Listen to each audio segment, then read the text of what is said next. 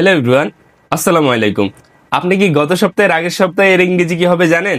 গত মাসের আগের মাসের এর ইংরেজি কি হবে জানেন?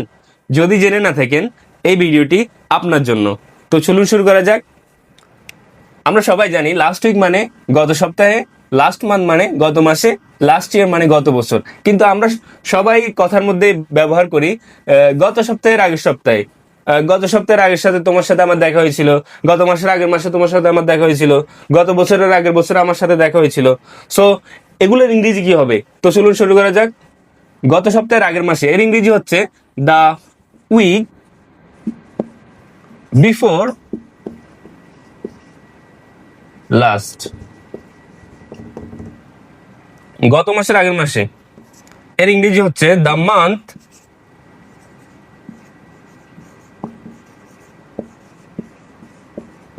Before last. গত বছরের আগের বছর এর ইংরেজি হচ্ছে the year before last. So এগুলোকে যদি আমরা সেন্টেন্সে বলতে চাই, মানে বাক্য আকারে বলতে চাই, কিভাবে বলবো? তো চলুন দেখা যাক।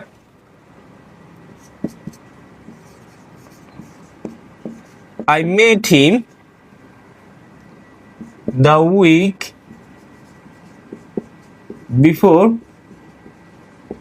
last.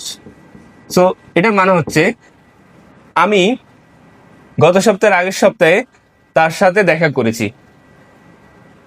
এরপর যদি নেক্সটটাতে যাই, the month before last she visited Dhaka the month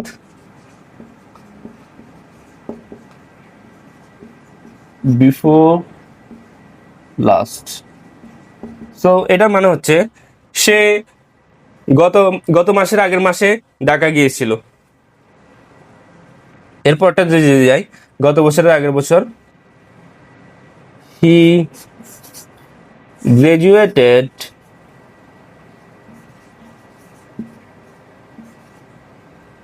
the year before last.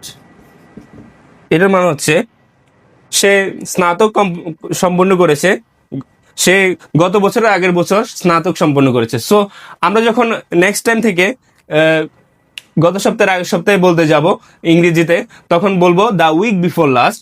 গত মাস